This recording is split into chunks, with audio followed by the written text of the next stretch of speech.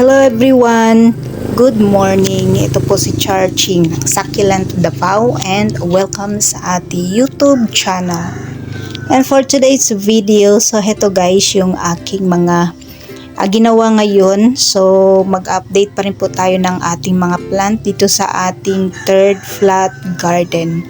So kahapon po ay ayan, pinagpatuloy natin yung pag-aayos ng ating mga halaman, cactus and succulent dito na area. Kahapon ay naglagay tayo ng mga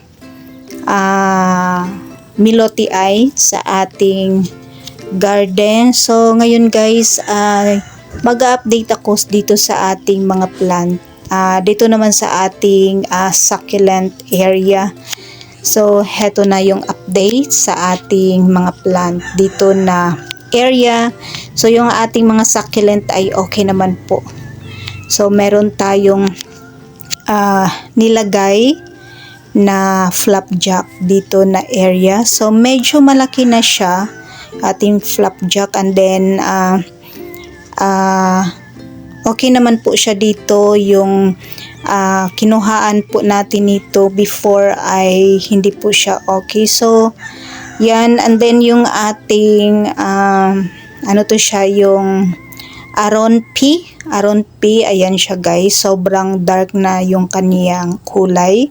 So nagcut ako ng Aron P para dumami rin yung ating Aron P dito sa ating munting garden. So yung Aron P natin guys ay galing po ito sa leaf propagation. So isang dahon na lang po yung naiwan na sa atin before kasi namatay nga yung ating mga succulent kasi nadaanan po tayo ng bagyo. So heto yung nakat ko na Aron P.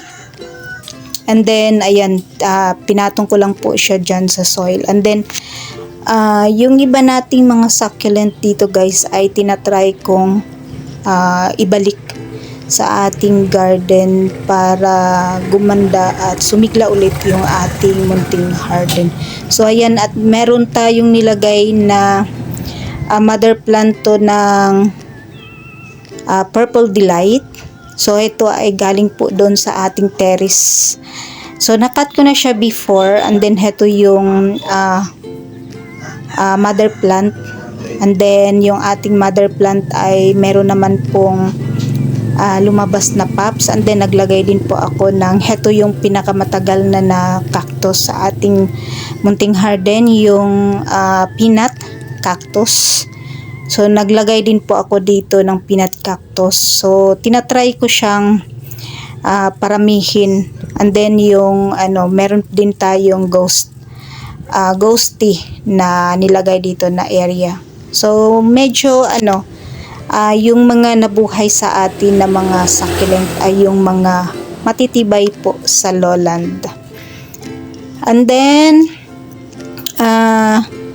dito na side ay medyo malalaki na yung ating to siya, yung variegated, hindi siya variegated, ito yung Supreme, and then Supreme, and then yung ating Pachytoid. So yung mga ganyan po guys, dyan po sila galing sa leaf propagation. So ganyan lang yung ginagawa ko pag medyo marami ng dahon yung ating mga succulent, tinatanggalan ko sila sa baba para pag namatay yung mother plant ay meron pong naiiwan na mga kahit at least mga dahon lang naman. So tinatry ko silang binabalik dito sa ating munting garden. And then heto guys, ayan, sobrang liit nito before. Ang naalala ko dito, ito si Laura. So ayan siya guys, si Laura yung naalala ko dito kasi napaka tibay sa akin si Laura, napakabait. And then parang ito yung naalala ko na naiwan kasi lumiit siya, and then tumaas lang siya ng tumaas. So naisipan ko na ikat yung ating Laura and then itanim dito para lumaki siya, ayan, at unti-unti naman pong lumaki. Parang Laura yung naalala ko guys na ID ng ating succulent. So yan po ang update sa ating mga halaman dito sa ating munting garden, and that's for today guys. Maraming salamat po sa inyong panonood dito sa ating YouTube channel. Thanks for watching and God bless.